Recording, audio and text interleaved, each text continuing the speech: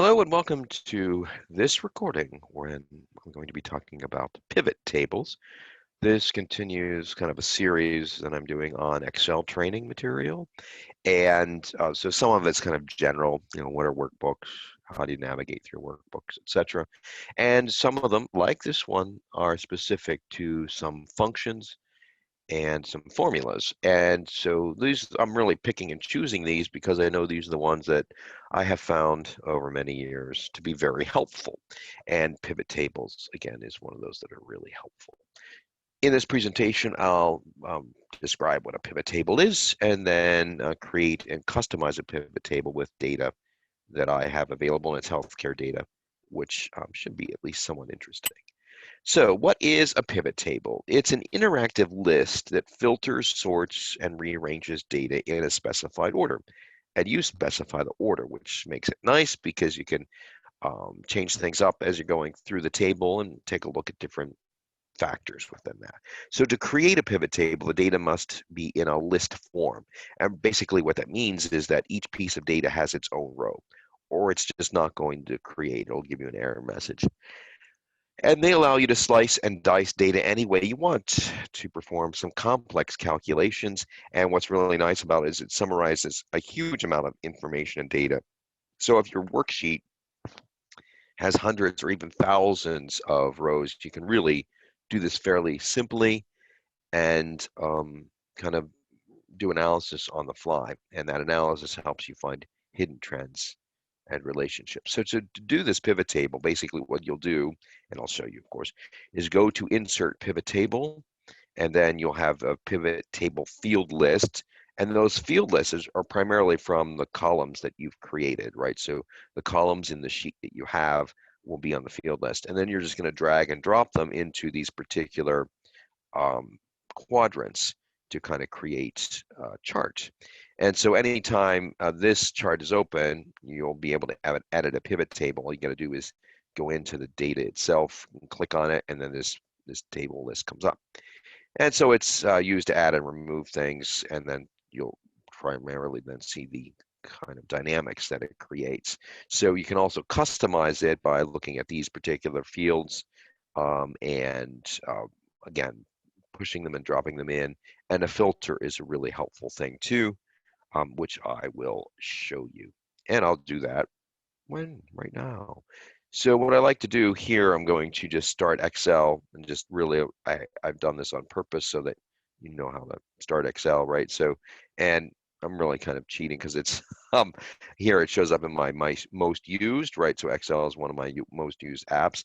But of course, then you can, if that's not the case, then you can just look down here. It might show up as Excel, or it might show up in, and you'll have to click in your Microsoft Office tools, right? So I don't have it. Let's see, Office tools. It's not in these particular ones because of my um, my Microsoft my Microsoft kind of program, right? I just updated it, so it kind of shows these things. So these basically show up, and I'm using the Monarch readmission rates, and these are the ones that I've created recently. Of course, you could just go to Open and browse for a place. And I know I have these on my desktop. So I'll click on desktop and it's fairly recent. So, okay, so these are Monarch readmission rates. And Monarch is called my own network, and it's from the Agency for Health Research and Quality. So basically, it's a great resource in the Agency for Health Research and Quality, AHRQ.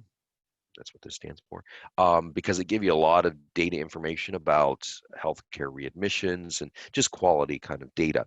And so here, what I have in this particular worksheet is a hospital. It's the provider name or number and the states, the measure name, and it's readmission 30 hip knee. So it kind of goes through all these types of readmission processes, right? And I think I might have only pulled that one. Don't necessarily know. That's probably hip knee. So that's how I filtered it.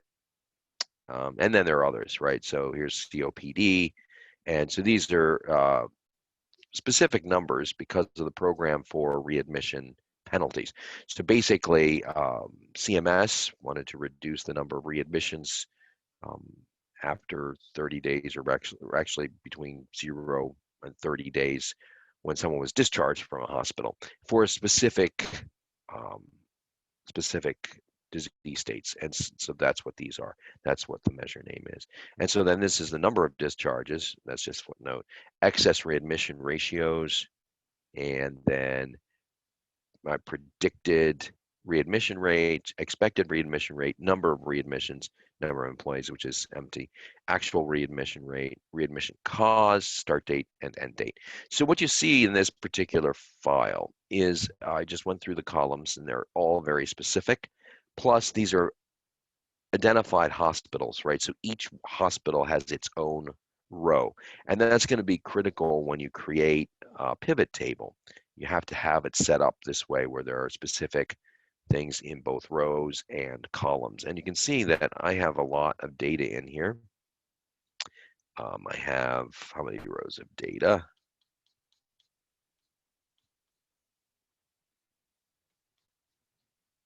I have over what? 11,276. So I have, there we go, the end of the file, right? I could just hit Control End, but it's 11,605 because I have one row that is my headers, right? So um, we can look at it this way, right, and try to identify how many rows we have. It's a lot. So basically, to create my pivot table, I know that I have the file appropriately constructed. So what I do is I can just click in this upper right-hand corner. I'm sorry, that's the upper left-hand corner, right? And then it highlights the entire sheet, which I want. You could also drag, just kind of highlight it. It's just hard when there's 11,000 rows of it. So basically then I go to insert. And so when I'm inserting, this already comes up, right? So I can insert pivot tables. And then basically this discussion box happens, right? This little selection. And it asks you, choose the data that you want to analyze. So it gives me this whole worksheet, which is fine. Or you could pull in external data sources or a data model that already exists. So when you choose this, it's asking you where you want this, somewhere on your existing worksheet, which would just be crazy because this is a big worksheet anyway, or somewhere in your new worksheet. So I'm going to select that. And this is choose whether you want to analyze multiple tables. And I don't want to do that at this point. I'm going to keep it kind of simple. So after I click OK, it's going to create another tab here with my pivot table in it. So I click OK. And so see here it adds sheet 1. So this was my original data. I can always go back to it. And sheet 1 is my pivot table. So you'll notice here in my pivot table fields, I have the same names of the categories that were in the column headers: hospital name, provider name, state, measure name, number of discharges, et cetera, et cetera, et cetera, right? So, and down here is where I can drag my fields between the areas. And so, I want to do something. Maybe I want to look at it by state, and I can filter it by state, which would be nice, right? So I can put in here filter state, and they all pop up, and I don't have any data in there yet.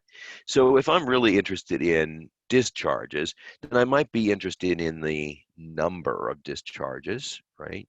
And I can put that number of discharges as a value here. And maybe I'm also interested in I don't know, the number of readmissions, right? Because that's kind of the key thing, number of readmissions here. And I can also put in information within the column that I'm going to be also selecting. So I could put in hospital name, but that's going to be kind of crazy because there are just so many of them. So what I'm going to select is measure name. And measure name, remember, is the disease state that CMS is kind of predicting. And that's not really going to be helpful for me because I'm not really sure what those are. So I'm going to select something else. A readmission cause might be a better one. I'll unclick that so you can see it kind of disappeared somehow. Number of nope, I wanted to keep that. The one I really want to get rid of is measure name. So I click that and it disappears.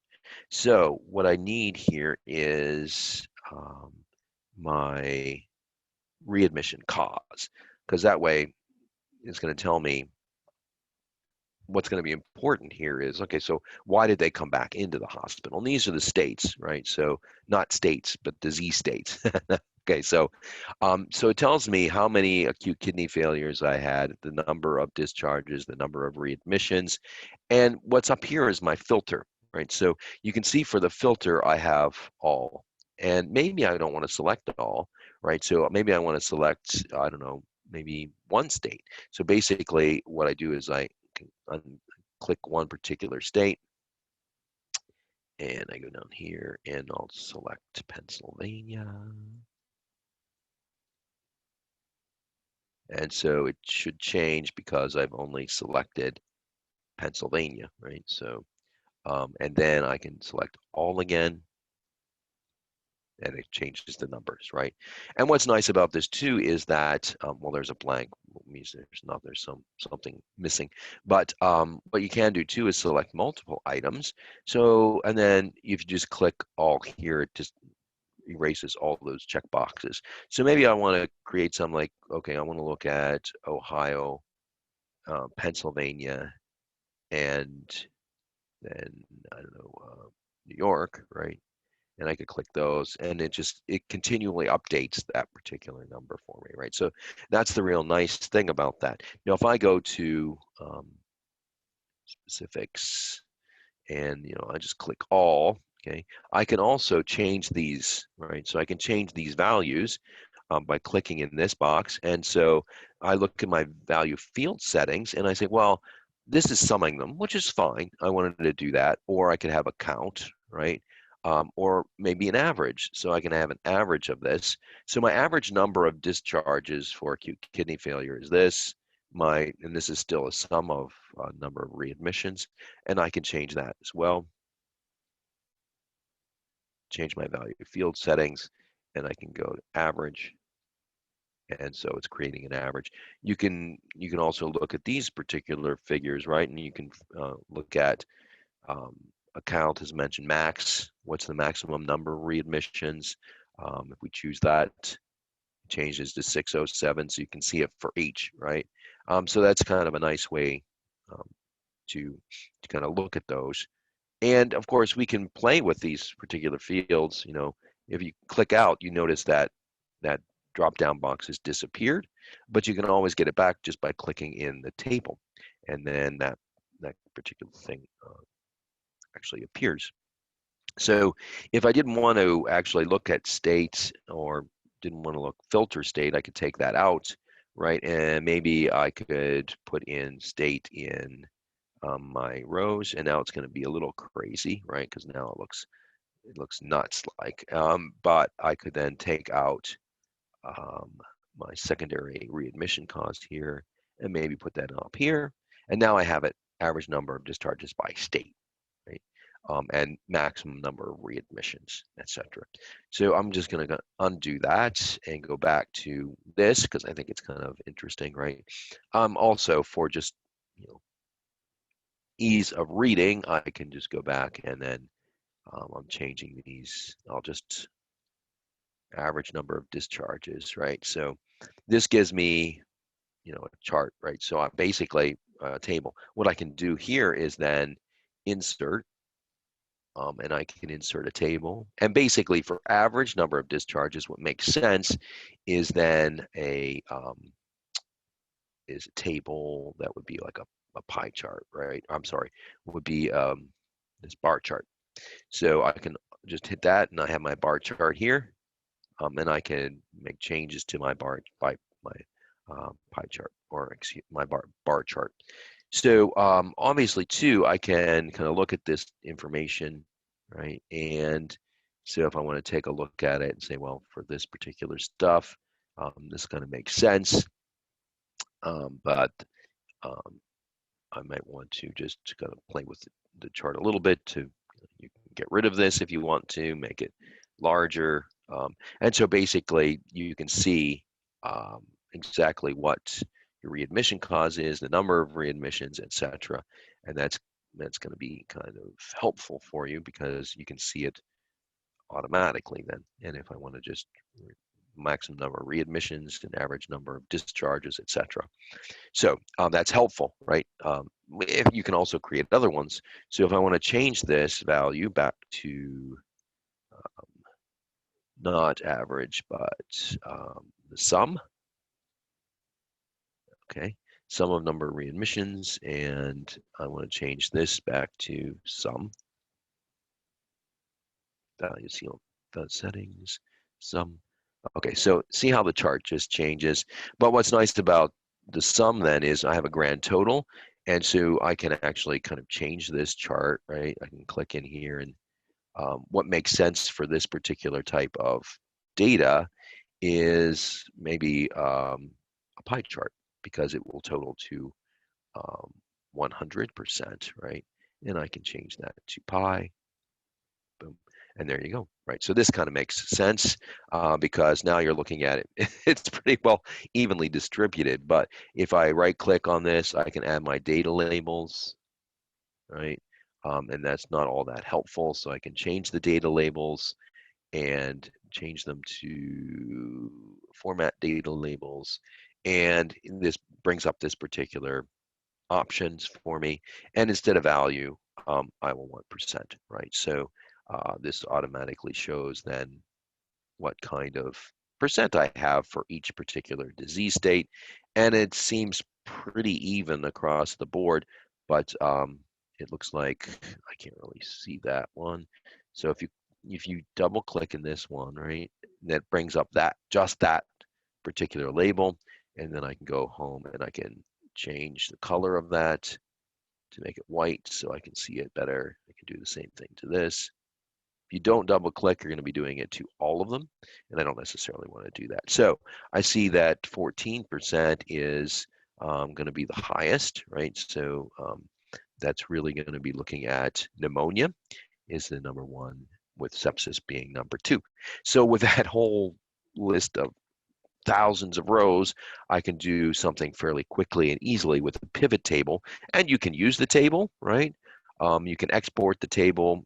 Basically, I cut and paste the table into maybe a PowerPoint presentation, or you could do that with one or several of the graphs that you actually created from that. So that's kind of a quick overview of pivot tables. It's nice just to get in there and play around with them. You'll see what you can and cannot do with them, but they're very powerful tools, especially when you have a lot of data in one particular worksheet, or even two, if you want to make it a little bit more complex. So that ends this recording where I was discussing and then showing an example of pivot tables.